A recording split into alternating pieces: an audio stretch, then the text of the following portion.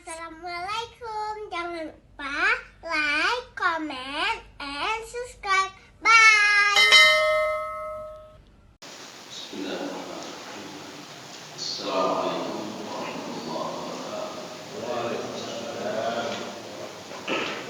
Alhamdulillahirabbil alamin. Wassalatu wassalamu ala asyrofil anbiya wal mursalin wa ala alihi wa ashabihi ajma'in. Raditu billahi rabba wa bil islam dinan wa bi Muhammadin nabiyyan wa rasulah. Wa bishrah li sadri ويسر لي أمري واحلل عقدة من لساني يفقهوا قولي. اللهم اجعل جمعنا هذا جمعا مرحوما وتفرقنا من بعده تفرقا معصوما. Kaum muslimin sidang jamaah maghrib menjelang isya yang dirahmati Allah. Kita masih pada surah Maryam. Kita sudah memasuki ayat 21 surah Maryam.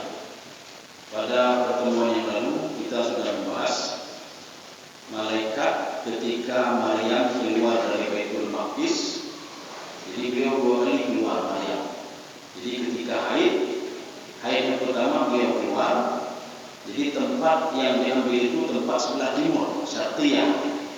Makanya timur itu dijadikan oleh Bani Israel tempat yang mulia. Makanya Bani Israel itu Nasrani, kaum Nasrani, khususnya Nasrani, karena Bani Israel Nasrani itu dari Bani Israel juga. Khususnya Nasrani, mereka beribadah menghadap sebelah timur. Kenapa sebelah timur? Karena melihat Maryam ketika haid dia pergi ke tempat makanan Syarqiyah, tempat sebelah timur. Setelah dia suci dari haid, dia kembali ke Baitul Maqdis. Ini yang pertama. Kemudian yang kedua, dia pergi lagi setelah haid selanjutnya. Ini ketika umurnya 13 tahun. Makanya Maryam sudah haid ketika umur 13 tahun. Kemudian ketika haid yang kedua, dia pergi lagi makanan Syarqiyah. Ketika dia sudah suci dari haidnya, dia kembali lagi. Ketika kembali disitulah dia ketemu dengan malaikat Jibril. Jadi Jibril mengatakan, dia ahabalaki ulaman zakiyah. Saya ini ketemu dengan kamu. Jadi Maryam pertama mengira kalau malaikat Jibril itu adalah laki-laki biasa, makanya dia takut sekali. Dia berlindung kepada Allah Subhanahu wa taala supaya dijauhkan dari pembunuhan. Akhirnya Jibril mengatakan, saya adalah Jibril yang diutus oleh Allah untuk memberikan kabar kepada kamu kalau kamu sebentar lagi akan punya anak. Ulaman zakiyah. Kemudian ketika itu Maryam mengatakan, bagaimana mungkin saya punya anak? Walam yamsasni bashar. Saya tidak disentuh oleh seorang laki-laki. Ini disentuh oleh laki-laki ini ada 2 pemahaman. Baik itu dalam tafsir Ibnu Katsir, jalan lain tafsir Sawi, tafsir At-Tabari, tafsir Al-Baghawi, tafsir Al-Qurtubi, tafsir Ibnu Qayyim Al-Jauzi. Jadi itu ada 2. Yang pertama, saya tidak menikah. Ini makna walam yamsasni bashar, saya belum menikah lagi. Yang kedua, walam yamsasni bashar, saya bukan wanita biasa. Artinya bukan pelacur, ya, ini kata Maryam. Maka ketika itu malaikat mengatakan, saya diwahyukan oleh Allah Subhanahu wa taala itu mungkin saja terjadi. Kenapa tidak mungkin terjadi? Nah, maka ini jawabannya. A'udzubillahi minasyaitonirrajim. Bismillahirrahmanirrahim. Qala rabbuki wa 'alayya hayyin. Ya, jadi qala di sini adalah Jibril. Ada yang mengatakan qala ini adalah Allah. Tetapi biasanya setiap ada Allah mewakilkan kepada sesuatu, kepada malaikat, ini termasuk 2 malaikat ini. Setiap ada kalimat qala itu selalu dinisbahkan kepada 2 malaikat. Ini kalau seandainya manusia itu dicabut nyawa, ditulis catatannya, kemudian ketemu dengan Maryam, ketika ada malaikat Jibril ketemu dengan ibu Nabi Musa, wa auhayna ila ummi Musa an ardi'ihi. Maka sebagian penafsir mengatakan Allah langsung berdialog dengan ibu Nabi Musa. Sebagian mengatakan tidak. Bukan Allah yang berdialog, tapi malaikat yang berdialog dengan ibu Nabi Musa alaihissalam. Maka diwakilkan kepada malaikat Jibril untuk berdialog dengan ibu Nabi Musa alaihissalam. Ini begitu juga.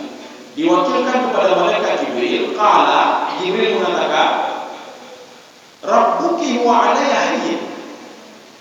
Jadi itu perbuatan yang mudah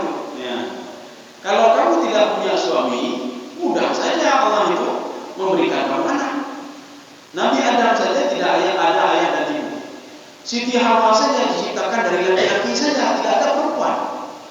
Maka ketika Nabi Adam alaihissalam sedang tertidur, apa kata Nabi Adam? Saya kalau ini bosan seperti ini, kata Nabi Adam. Akhirnya dia tertidur.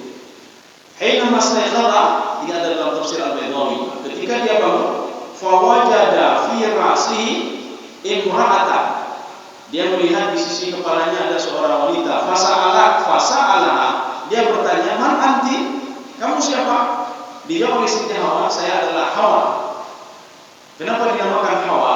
Hawa itu apa? Khuliqa min hayyin. Diciptakan dari yang hidup. Siapa yang hidup? Itulah Nabi Adam alaihissalam. Sehingga ditanya, "Kamu dari mana?" "Saya dari kamu." Ya, kata Siti Hawa. Ini maknanya apa? Ada makhluk Allah yang diciptakan oleh Allah, tidak ada ayah dan ibu. Yang kedua, ada makhluk Allah diciptakan dari laki-laki. Siapa itu? Siti Hawa. Ada makhluk Allah yang diciptakan dari perempuan saja. Siapa itu? Nabi Isa alaihissalam. Jadi makanya tidak perlu heran. Makanya Allah itu di dalam Al-Quran menyebutkan dirinya fa'alun lima yurid. Fa'al adalah sifat mubalaghah. Sifat mubalaghah artinya apa? Apapun bisa dilakukan. Itu kecil sekali. Bahkan langit dan bumi ini, ya, ini di dalam surah Al-Anbiya. Jadi maka Allah mengatakan, kalau kamu bertanya tentang bagaimana penciptaan tubuhmu, penciptaan kamu dari segumpal darah, kemudian menjadi dewasa, itu mudah sekali kata Allah. Saya matikan kamu, saya bangkitkan kembali, itu mudah sekali. Yang lebih susah kata Allah, ya, penciptaan langit dan bumi itu lebih dahsyat dibandingkan penciptaan manusia. Kalian tahu nggak kata Allah? Annas samawati wal ard kanata ratqan fafataqnahuma. Dulu langit dan bumi itu menyatu kata Allah di dalam surah Al-Anbiya. Kanata ratqan fafataqnahuma. Saya pisahkan langit dan bumi itu kata Allah. Sehingga di dalam tafsir Ibnu Abbas, fayabqa al-ardu fi makanihi wa yarfa'u as-samawati ila al-a'la wa yusbihu sab'u samawat. Jadi Ibnu Abbas mengatakan setelah dipisahkan itu, bumi pada tempatnya, kemudian langit itu diangkat oleh Allah Subhanahu wa taala sehingga menjadi 7 langit. Inilah teori yang sama orang barat sekarang katanya teori Big Bang. Jadi meledak. Teori mereka namanya Big Bang. Karena sebelumnya sudah ada di dalam Al-Quran. Langit dan bumi dulu menyatu kata Allah, karena taratkan fafataqnahuma. Saya pisahkan langit dan bumi sehingga bumi di bawah, langit itu di atas. Ini lebih susah dibandingkan penciptaan manusia. Menciptakan Nabi Isa alaihissalam itu sangat mudah sekali. Menciptakan Nabi Isa. Kemudian menghidupkan kembali rahim yang ada di dalam perutnya istri Nabi Zakaria, Asya bin Faqur namanya. Jadi nama istri Nabi Zakaria Asya bin Faqur. Wa aslahna lahu zawjah. Saya perbaiki rahimnya kata Allah. Sehingga pada suatu hari, ini ada di dalam tafsir Al-Tabari. Pada suatu hari, Imratu Zakaria tazuru Maryam. Ini bunyi tafsir Al-Tabari. Pada suatu hari, Asya bin Faqur dia pergi mengunjungi Maryam. Ya, Maryam itu kan anak kakaknya Asya bin Faqur. Ketika dia lihat, apa kata istri Maryam, istri Nabi Zakaria? Saya rasa di perut saya ini anihullah. Kayak seperti ada janin di perut saya. Ya. Artinya apa? Maryam dengan istri Nabi Zakaria waktu itu sama-sama sedang mengandung. Tetapi usia kandungan istri Nabi Zakaria itu lebih tua dibandingkan Maryam. Makanya waktu itu istri Nabi Zakaria mengatakan, "Anni sya'artu bi anni hubla." Saya merasai dalam perut saya seperti ada janin. Dijawab oleh Maryam, "Wa anni sya'artu," saya juga merasai fi batni hubla. Saya seperti merasa ada janin juga dalam perut saya. Dua-dua ada janin. Makanya usia Nabi Yahya bersama Nabi Isa alaihissalam tidak berselang jauh usia mereka. Kira-kira ada yang mengatakan 3 bulan atau 6 bulan. Jadi makanya ketika itu apa bedanya? Apa beda janinnya Maryam dengan janinnya Asya bin Faqur, istrinya Nabi Zakaria? Apa kata istri Nabi Zakaria? Tetapi saya herannya, ini janin saya ini tasjuduli li janinika. Dia sujud kepada janinmu. Itu saya heran. Kenapa? Setiap kita ketemu, dia selalu sujud menghadap kepada janinmu. Inilah yang difirmankan oleh Allah dalam Al-Quran. Nabi Yahya diutus oleh Allah Subhanahu wa taala wa musaddiqan. untuk membenarkan Nabi Isa alaihissalam. Makanya kepada Nabi Yahya tidak ada kitab. Artinya beliau melanjutkan kitab Taurat. Kitab Injil itu diturunkan kepada Nabi Isa alaihissalam. Makanya ketika diturunkan kepada Nabi Isa, Nabi Yahya mendukung Nabi Isa sepenuhnya. Walaupun mereka itu Nabi Yahya adalah pamannya Nabi Isa adalah keponakannya Nabi Yahya bin Zakaria. Kaum sendiri sedang jamaah di dalam hati Allah. Ini kita bisa ketemukan di dalam tafsir At-Tabari. Tafsir At-Tabari adalah sebuah tafsir menafsirkan Al-Quran dengan hadis. Jadi kalau kita baru mampu ceritanya, ya kita menunjuk saja dalam tafsir At-Tabari. Sekarang sudah ada terjemahannya. Artinya beliau punya riwayat yang kuat. Jadi riwayat yang kuat tentang cerita yang barusan tadi. Jadi artinya mereka berdialog. Jadi mana yang duluan lahir? Duluan lahir Nabi Yahya. Kemudian setelah itu 3 bulan, ada yang mengatakan 6 bulan selanjutnya lahirlah Nabi Isa alaihissalam. Makanya duluan diangkat menjadi Rasul Nabi Yahya, tetapi tidak ada kitab kepada beliau, kitab khusus. Beliau menjalankan kitab Taurat yang diturunkan kepada Nabi Musa alaihissalam. Setelah itu baru diutus Nabi Isa alaihissalam pada umur 30 tahun juga. Nabi Yahya juga pada umur 30 tahun diangkat menjadi Rasul oleh Allah Subhanahu wa taala. Kaum muslimin sedang dalam hati Allah. Makanya Jibril mengatakan, "Huwa alayya hayyin." Hayyin itu apa? Sangat mudah sekali sama Allah. Maka kita kalau susah-susah, carilah kemudahan, kita mudah sama Allah Subhanahu wa taala. Artinya apa? Yang begini saja bisa dilakukan, apalagi yang kecil-kecil dan yang lain. Ini kan mudah sekali. Maria tidak punya anak, tapi bisa punya anak. Istri Nabi Zakaria tidak mungkin punya anak, karena apa? Akhir itu memang penyakitnya, memang tidak bisa apa-apa. Tetapi Allah mengatakan bahwa aslahna lahu zawjah. Saya perbaiki rahimnya. Kenapa? Karena Nabi Zakaria dengan tulus dan ikhlas berdoa kepada Allah dan dengan sabar sekali menanti anak. Sehingga waktu penantian itu 13 tahun lamanya. Ketika dia berdoa itu, Maria masih kecil, mendorong lahir Maria. Maka ketika Maria umur 13 tahun, doanya Nabi Zakaria dikabulkan oleh Allah. Anaknya mengandung ketika umur istrinya setelah 13 tahun. Maria juga mengandung ketika umur 13 tahun. Kalau sendiri sedang dimain dalam tema. Inilah makna qala rabbuki wa alayya hayyin. Hayyin itu sahlu, mudah sekali. Jadi tinggal kun fayakun. Untuk apa dijadikan Nabi Isa alaihissalam di dalam perut Maria? Kenapa Nabi Isa tidak ada ayat? Untuk apa itu? Ini makanya ada waw di sini dan lam ta'lil. Lam ta'lil itu apa? Alasan kenapa Allah menciptakan Nabi Isa alaihissalam dan memilih kandungannya Maryam untuk diciptakan Nabi Isa dalam kandungan itu. Untuk apa itu? Wa linaj'alahu ayatan linnas. Jadi kalimat hu di situ, kata ganti hu itu kembali kepada Nabi Isa. Nabi Isa itu kata Allah linaj'alahu itu lam ta'lil. Lam ta'lil apa? Alasan Allah Subhanahu wa taala menjadikan Nabi Isa tidak ada ayat. Dia cuma ada ibunya saja. Untuk apa? Linaj'alahu ayatan linnas. Supaya menjadi tanda-tanda kepada manusia. Maka banyak manusia ketika dia melihat itu, banyak yang beriman, banyak juga yang kufur, banyak juga yang biasa-biasa saja. Yang lagi urut kalau tsunami. Nah, kalau tsunami, keimanannya makin bertambah. Ada orang setelah lihat tsunami makin kufur kepada Allah. Ada orang setelah lihat tsunami biasa-biasa saja. Dulu ada ibadah, habis tsunami ada ibadah. Sama dong. Jangan juga pencuri, habis tsunami pencuri, statusnya sama. Bahkan ada orang sebelum tsunami pencuri, setelah tsunami kalian kali rumaya, hana rumah kiri, hana rumah kiri dobeknya. Tapi ada orang sebelum tsunami dia beribadah, setelah tsunami stres, hana ibadah. Ya, karena itu. Ini namanya ayatan linnas, sebagai tanda kudrah takdirnya Allah Subhanahu wa taala dinampakkan melalui Nabi Isa alaihissalam. Bahkan Maryam mengatakan begini, ada dalam sebuah riwayat di dalam tafsir Ibnu Katsir. Apa kata Maryam? Ini adalah tafsir. Ini juga sudah ada terjemahan yang sudah juga kita lihat. Jadi kata Maryam, lamma halautu, ketika saya sendiri, tahu nggak apa yang dilakukan oleh janinku, kata Maryam? Takallamani wa haddatsani. Itu janinku itu berdialog dengan Isa, berdialog dengannya.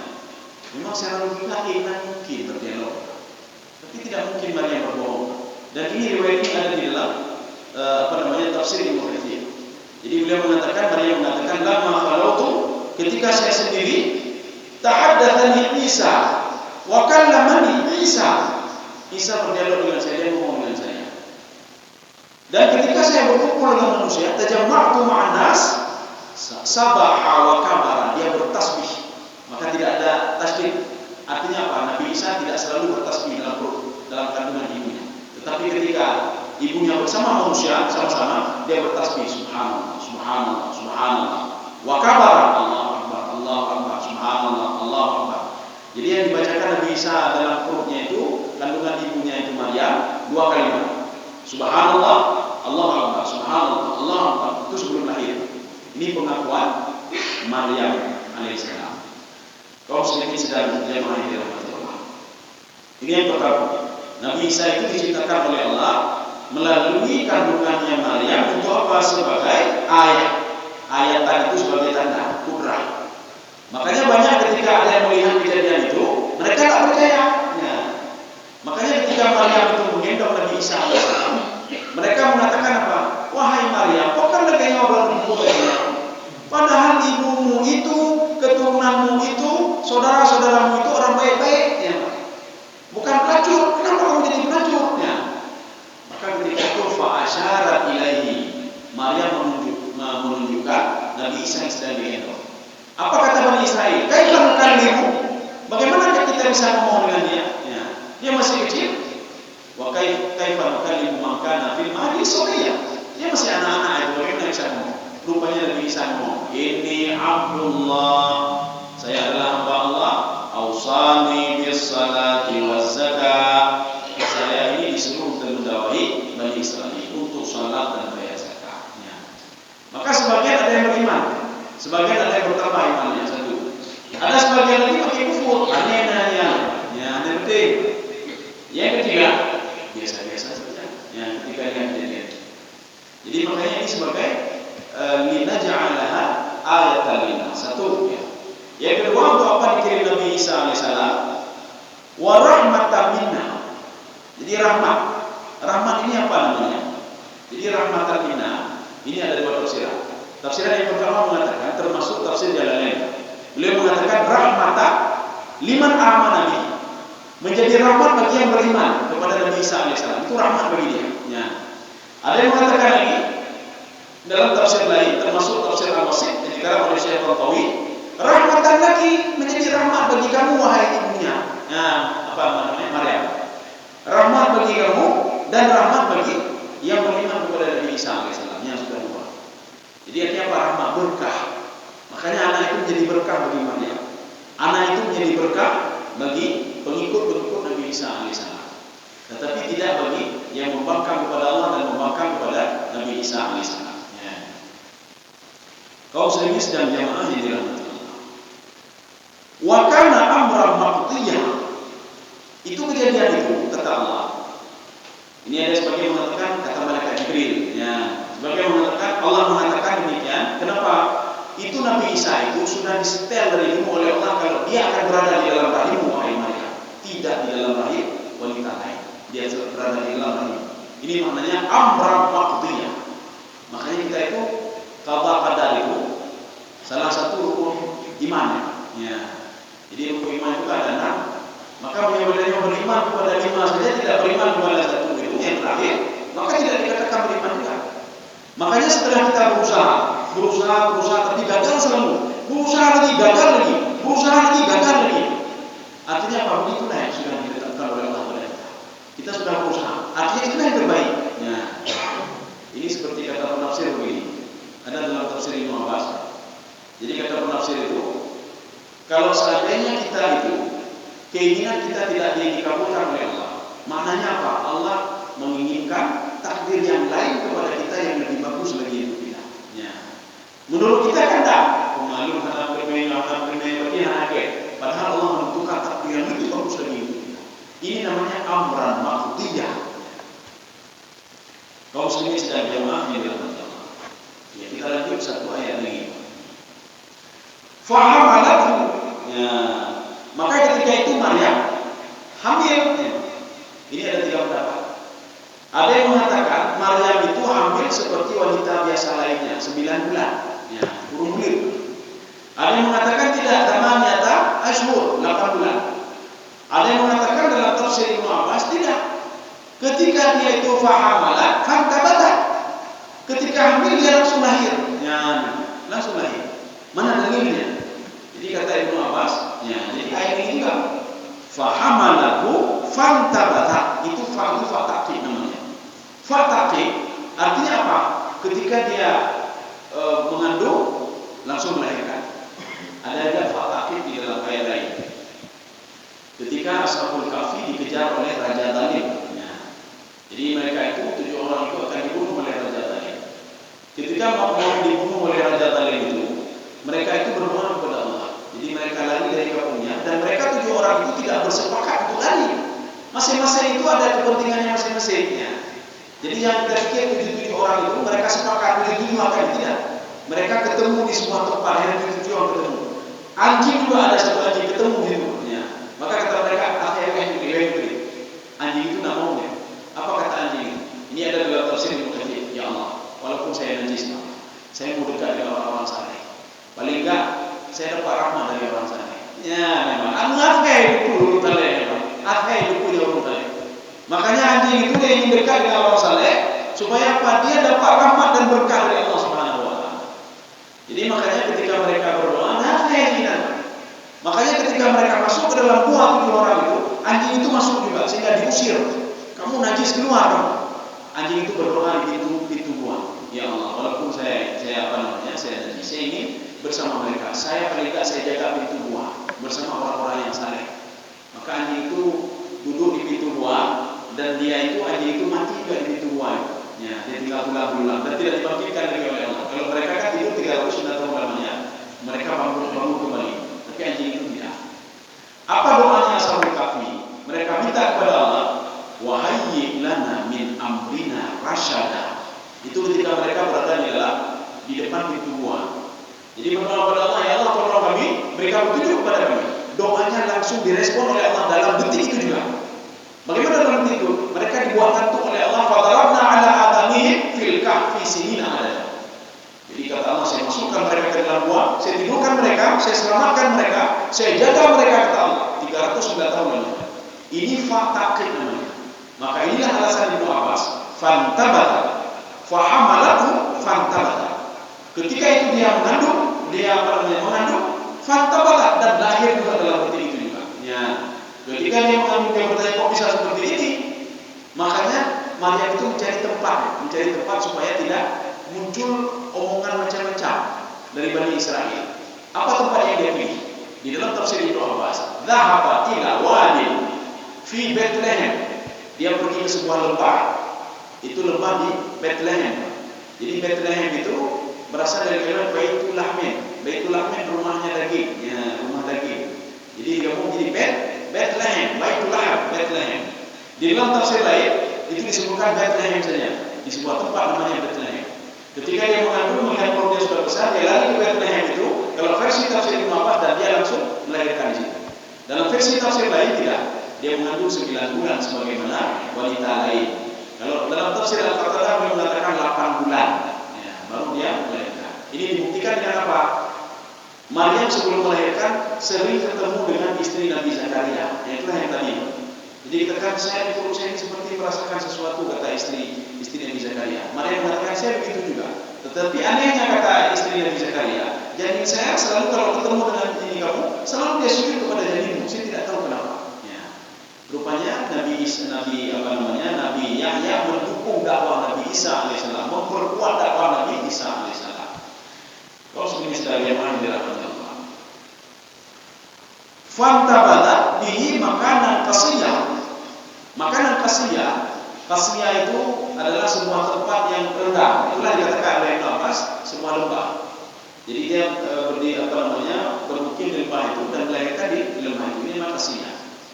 Dan sebelum Maryam itu lari dari Baitul Maqdis, rupanya di Baitul Maqdis itu ada seorang pemuda juga yang bekerja membersihkan Baitul Maqdis. Namanya siapa? Yusuf An-Najjar. Makanya Yusuf An-Najjar, dia seorang saleh, Tidak pernah dia dialog sama Maryam walaupun satu tempat. Jadi dia pergi ke masjid, pergi tempat ibadah, kalau di sini sebutkan kanisa, tempat ibadah. Pergi tempat ibadah, pergi itu beribadah orang-orang Bani Israel. Maryam berada di dalam mihrabnya, Maryam berada di dalamnya. Maka ketika Maryam mengandung, Bani Israel Yusuf An-Najjar sudah macam-macam sama Maryam. Sehingga Yusuf menarik pohon tersebut. Dia bertanya kepada Maryam, apakah sebuah pohon? Dia tanya kepada Maryam. Dia pusing juga ini Yusuf An-Najjar, karena sudah dituju macam-macam oleh Bani Israil. Hal syajara tambutu bighairi hukmin bighairi haqqin. Apakah mungkin pohon tumbuh tanpa biji? Ya, ini Pak kata Yusuf An-Najjar kepada Maryam. Apakah mungkin sesuatu itu tumbuh tanpa adanya? Dijawab oleh Maryam. Mungkin Maryam sudah diberitahukan oleh Allah Subhanahu wa taala. Apa kata Maryam? Maryam mengatakan, apakah mungkin ya Nabi Adam ada begitu saja ya, tanpa ada ayah dan ibu, kecuali sudah ditakdirkan oleh Allah, dan Allah mengatakan kun fayakun. Kalau sudah kun fayakun semua bisa. Akhirnya Yusuf An-Najjar dia cuma diam saja. Kalau itu macam-macam belum dari Yusuf An-Najjar. Karena secara logika mustahil Maryam itu bisa mengandung dan punya anak. Ini sedang jemaah dalam hati Allah. Saya rasa cukup sekian saja. Ya, dari sampai penyangka. Insyaallah nanti ini kita lanjut lagi pertemuan selanjutnya. Fa'aja'ahal makhab. Kita lihat nanti di mana Maryam itu melahirkan ya. Kita lihat di mana melahirkan. Jadi mungkin ada yang ingin ditanyakan, kami bisa dengar.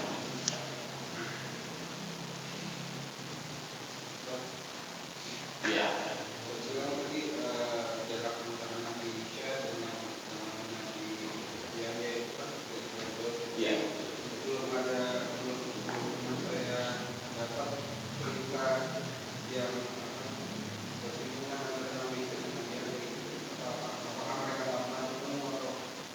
Nabi Yahya ketemu, mereka ketemu. Bahkan mereka ketika berada di langit kedua itu, di langit kedua itu Nabi Yahya bersama Nabi Isa. Langit pertama kan Nabi Adam, ketika Nabi Isra Mi'raj. Langit kedua itu Nabi Isa bersama Nabi Yahya. Mereka selalu berdua. Jadi makanya di dalam Al-Quran disebutkan wa musaddiqan lima baina yadayhi. Nabi Yahya selalu membenarkan dakwahnya Nabi Isa. Ya, ini tugasnya Nabi Yahya alaihissalam.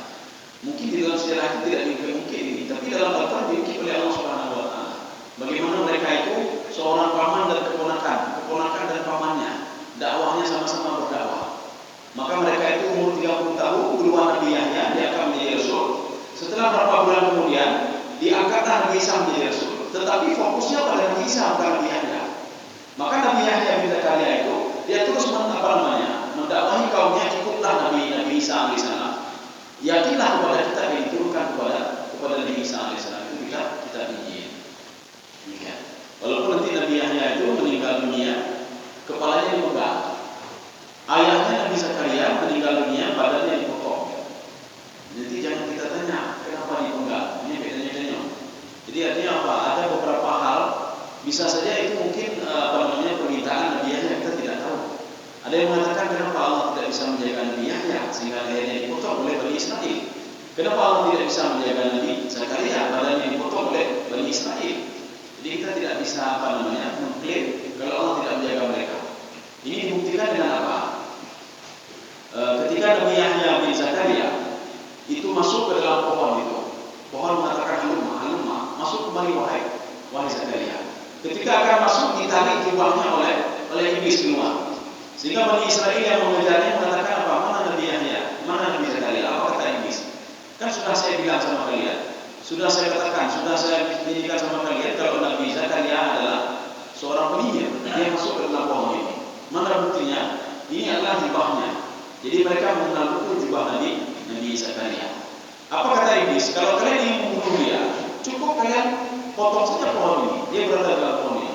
Akhirnya ketika mau dipotong itu, Allah Subhanahu wa taala mengatakan kepada Nabi Zakaria, "Wahai Zakaria, apakah kamu mau saya selamatkan atau bagaimana?" Apa kata Nabi Zakaria? "Biarin saja ya Allah.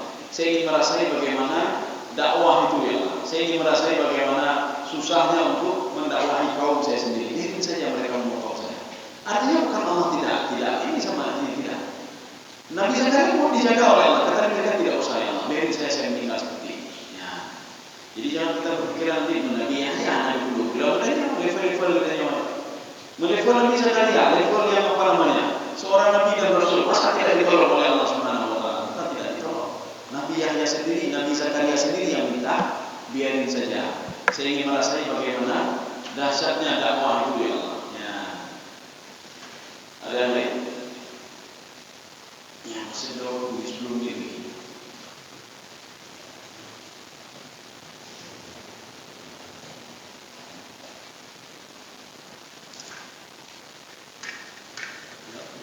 Ya. Jadi Surabaya dekat meninggal Nabi Yahya mengangkat ini. Oh ya. Nabi Yahya umur 33 tahun meninggal. Nabi Isa umur 33 tahun juga. Sama. Karena usia mereka selisih 3, ada yang mengatakan 36 bulan. Artinya duluan Nabi Yahya lehernya dipenggal oleh Bani Israel. Dan ketika itu 33 tahun juga Nabi Isa diangkat oleh Allah Subhanahu wa taala. Jadi artinya beliau berdakwah cuma 3 tahun saja. Tetapi ekspansinya Nabi Isa itu sudah jauh melebar. Sebagaimana digambarkan dalam surah Yasin. Kalau Nabi Yahya tidak. Nabi Yahya memang kan dengan Nabi Zakaria kan jauh sekali usianya. Dengan usianya kan jauh sekali. Jadi artinya ketika diangkat menjadi rasul, Nabi Yahya tidak jauh dengan Nabi Isa alaihissalam. Akhirnya apa? Nabi Yahya mendukung kitab Injil, mengajak Bani Israel untuk ikut Nabi Isa alaihissalam. Tapi tidak lama, cuma 3 tahun saja. Dan kemudian kisah beliau itu sekitar itu saja. Palestina. Nabi Isa kan lahir di Palestina, Yahya juga lahir di Palestina. Inilah yang Allah katakan, Alladzi barakna haula. Saya berikan keberkahan di antara di sekitarnya. Kenapa di sekitar? Karena banyak para nabi lahir di Palestina. Para nabi banyak lahir di Palestina. Salah satunya Nabi Isa alaihissalam dan Nabi Yahya. Jadi artinya usia mereka sama, tetapi ekspansinya ini dakwahnya Nabi Isa itu meluas sekali. Tetapi walaupun dakwahnya meluas, yang lebih dikenal oleh Bani Israel adalah Nabi Musa dibandingkan Nabi Isa. Kenapa? Nabi Isa cuma 3 tahun saja. Nabi Musa kitabnya terus dipergunakan. Nabi Isa cuma 3 tahun saja. Makanya di dalam Al-Quran itu Bani Israel selalu mengangkat nama Nabi Musa alaihissalam, tidak mengangkat nama Nabi Isa alaihissalam, karena Nabi Isa tidak begitu familiar bagi mereka. Walaupun Nabi Isa mengatakan wa rasulan ila Bani Israel, saya adalah rasul untuk Bani Israel, tapi cuma 3 tahun saja. Tapi walaupun 3 tahun, ini beliau sudah sampai ke Yordania, ke Suria, jadi kawasan-kawasan Syam itu sudah semuanya. Ini dibuktikan dengan apa? Nabi Isa alaihissalam mengirim 2 utusan di dalam surah Yasin, kita lihat. 2 utusan yang dikirim untuk ke Yordania. Nanti dari Palestina, Yordania, kan dekat-dekat semua. Palestina, Yordania, Suria. Maka dakwah itu yang dikirim oleh Nabi Isa 2 orang pemuda untuk mendakwahi Raja Talib di mana? Di Yordania. Akhirnya 2 orang utusan ini itu dipenjara oleh raja. 2 utusan ini Nabi Isa berdoa kepada Allah, berikanlah kepada mereka ya Allah karamah sebagaimana mukjizatku. Bagaimana karamahnya? Mereka bisa menyembuhkan orang sakit, bisa menghidupkan orang mati juga, sebagaimana Nabi Isa menghidupkan orang mati. Nah, sehingga raja merasa heran. Apa kata raja? Siapa itu? Dia bisa menghidupkan orang mati. Dia bisa menyembuhkan orang lain. Ya. Sehingga ketika itu diambil mereka itu dipenjara oleh raja. Kenapa? Karena banyak sekali pengikutnya. Akhirnya dikirim lagi Thalithun, ya, dikirim lagi orang yang ketiga. Maka ada yang mengatakan namanya Syam'un, ada yang mengatakan namanya Syamsun, ada yang mengatakan Syam'un. Pemuda yang ketiga ini. Pemuda yang ketiga dipenjara juga oleh Raja Talib tadi. Ya, ini ketika terjadi pada masa Nabi Isa alaihissalam. Ada lagi? Ya. Kalau dinding ratapan itu apa? Oh ya.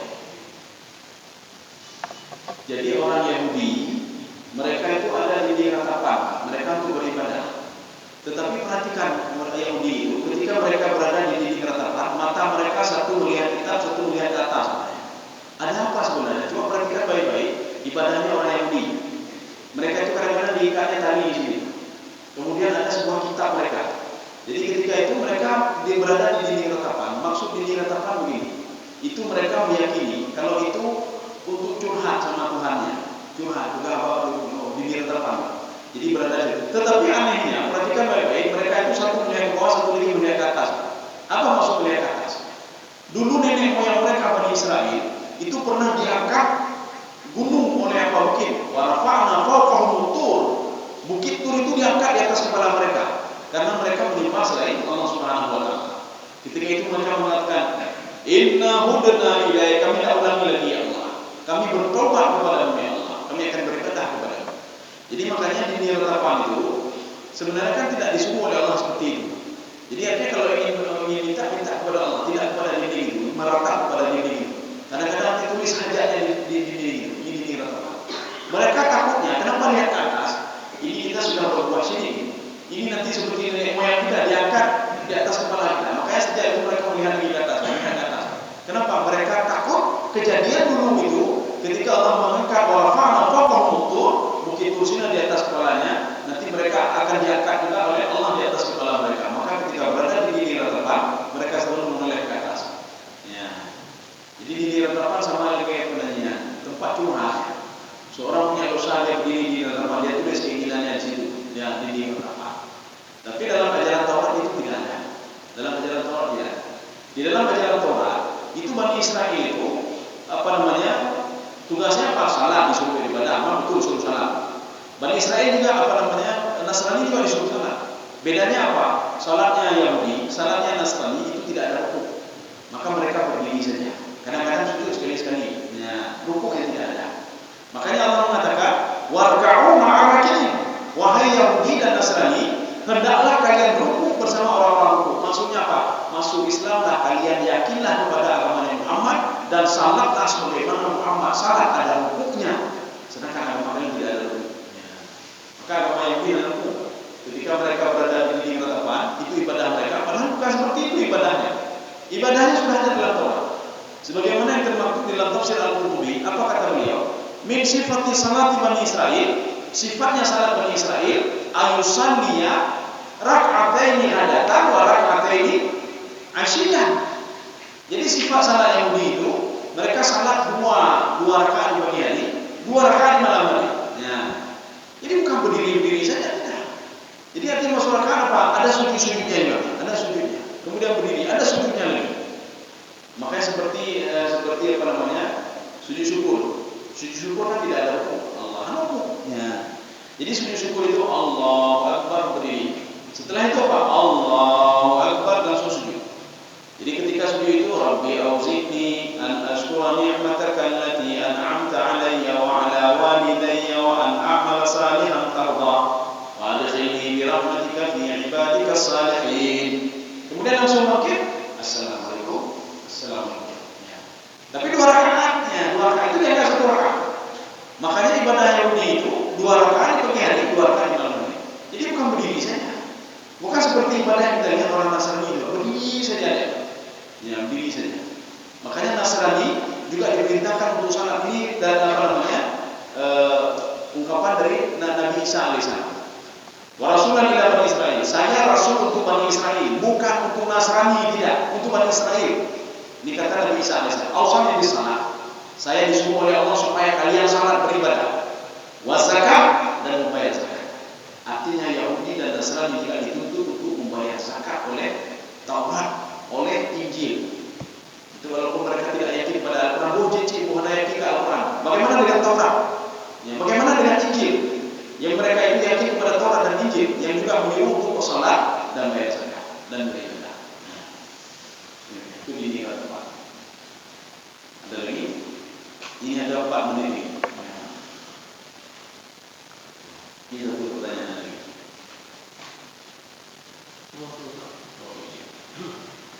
Jadi itu ada luput Muhammad agama itu. Agama padetannya. Oh iya. Kita harus memilah-milah dulu. Yang fatrah itu yang mana fatrah? Yang dikatakan fatrah itu dari Nabi Ismail ke Nabi Muhammad. Ini yang fatrah.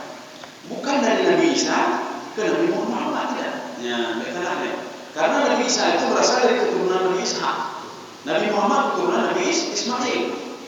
Ketika itu mereka, apa yang mereka yakini? Maka ada 3. Lam yakunil ladina kafaru min ahlil kitab. Soalnya Yahudi, Nasrani, wal musyrikin dan orang musyrik. Artinya waktu itu ada 3 keyakinan. Ada 3 apa namanya? Yang pertama Yahudi, ahlul kitab, yang berpegang kepada Taurat. Yang kedua Injil, ahlul kitab juga. Yang ketiga orang musyrik. Musyrik ini siapa? Kenapa dikatakan musyrik? Karena mereka menyembah selain Allah Subhanahu wa taala. Siapa yang masukkan musyrik dalam Al-Quran itu? Keturunan Nabi Ismail alaihissalam. Jadi mereka memang yakin, keyakinan mereka itu dari mana? Dari kitabnya Suhuf Ibrahim. Semua dari Suhuf Ibrahim. Nabi Yakub itu dia dari Suhuf Ibrahim. Sehingga ketika beliau berpesan kepada anaknya, mata budu min ba'di. Kalian kalau saya meninggalkan sembah apa? Kita Taurat kan belum ada lagi. Ada kita Taurat pada Nabi Yakub. Dijawab oleh anak-anaknya, na'budu ilaha wa ilaha abaika Ibrahim. Kami akan menyembah Tuhan Nabi Ibrahim, itu Allah Subhanahu wa taala. Dari mana mereka mengenal Tuhan Ibrahim? Dari Suhuf Ibrahim. Ya, dari Suhuf Ibrahim. Jadi makanya yang terkenal 3, ya, lam yakunil ladzina kafaru min ahlil kitab. Maka yang dikatakan kafir itu orang ahlul kitab. Siapa dia? Yahudi, Nasrani. Wal musyrikun, dan orang-orang musyrik. Nah, cuma bedanya apa? Yahudi dan Nasrani mereka ada kitab. Kitab apa itu? Taurat, Zabur, Injil. Ya, ini Bani Israel. Sedangkan Nabi ini kan bukan Bani Israel. Nabi Ibrahim bukan Bani Israel. Sudah. Sekarang keturunan Nabi Ismail tidak ada kitab apa-apa sama mereka. Tidak ada kitab. Mereka cuma meyakini saja agama Hanif. Hanif itu apa makna Hanif? Hanif itu kalau kita merujuk ke dalam Mu'jam al-Wasit, apa kata beliau? Hanif itu begitu juga di dalam tafsir Ibnu Abbas. Al-muyul ila dini Ibrahim, kecenderungan kepada agama Nabi Ibrahim. Nabi Ibrahim beribadah kepada Allah. Nabi Ibrahim sujud, puasa dan lain sebagainya. Itulah yang dilakukan oleh keturunan Nabi Ismail alaihissalam. Jadi mereka apa yang dilakukan oleh Nabi Ibrahim alaihissalam. Jadi makanya kan kelompok itu berbeda-beda.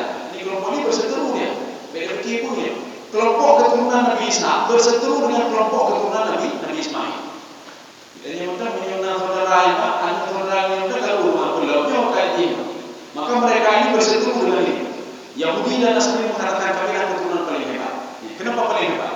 Karena nabi-nabi itu banyak dari keturunan Nabi Ishaq alaihissalam, sehingga kami menjadi Bani Israel dan Yahudi. Ya. Yahudi dan Nasrani. Sedangkan keturunan dari Nabi Ismail tidak ada mengitabkan, menabikan, mana Nabi kecuali terakhir itu Nabi Muhammad SAW. Itu pun beliau karena keturunan Kahtaniyah, beliau keturunan Adnaniyah, beliau keturunan Quraisy. Ya. Makanya orang Yahudi mereka selalu ribut dengan keturunan Nabi Ismail alaihissalam. Sehingga apa? Ketika mereka ribut mereka selalu kalah. Mereka berperang selalu kalah. Apa kata Yahudi? Ingat kalian, di dalam kitab Taurat kami disebutkan nanti akan datang Nabi akhir zaman yang akan meluluh lantakkan kalian, menghancurkan kalian. Betul lumayan. Datanglah keturunan memang dari keturunan Nabi Ismail. Mereka tidak tahu kalau keturunan itu dari Nabi Ismail Nabi Muhammad. Dalam benak mereka, keturunan yang menghancurkan orang-orang keturunan musyrik itu adalah dari Yahudi dan Nasrani. Tetapi waktu itu apa? Lahirlah Nabi Muhammad. Nabi Muhammad kan berseteru dengan orang musyrik. Dia dakwahnya orang musyrik sehingga dia tundukkan orang musyrik. Lebih-lebih ketika Fatu Mekah. Maka ketika itu didengar oleh Yahudi dan Nasrani, oh kana betul ya. Malaikat arah keturunan. Salah keturunan. Makanya mereka mengatakan, kami benci pada Jibril. Dia Yahudi dan Nasrani. Kami benci pada Jibril, dia musuh kami. Mikail juga musuh kami. Kenapa? Salah menurunkan wahyu. Sebenarnya wahyu bukan kepada Muhammad keturunan Nabi Ismail, tetapi sebenarnya wahyu itu harus turun kepada keturunan Nabi Ishaq alaihissalam. Karena kami orang paling mulia kata Bani Israel. Ya. Demikian. Jadi artinya makanya kenapa mereka tidak yakin pada Al-Quran. Sebenarnya mereka yakin pada Al-Quran. Karena ini saja dengki. Maka sifat dengki itu penyakit yang luar biasa. Yang punya dengki padanya, yang punya ahli ibadah, yang dengki ibadah dia dipajuli dengkinya. Maka dengki itu sebagai fikrnya. Jadi seperti sekam api dalam sekam. Itu ada hukumnya. Begitulah orang dengki sama orang lain. Yang dengki dalam hati. Karena yang punya hati. Ini lebih bahaya. Ini ibadah dengki itu dia makan terus ibadah kita, dimakan terus ibadah kita. Yahudi Nasrani begitu. Ya. Saya rasa itu sekian saja. Ya, mudah-mudahan ada manfaatnya bagi teman-teman sekalian. Subhanallah wa bihamdika, asyhadu an la ilaha illa anta, astaghfiruka wa atubu ilaik. Assalamualaikum warahmatullahi wabarakatuh.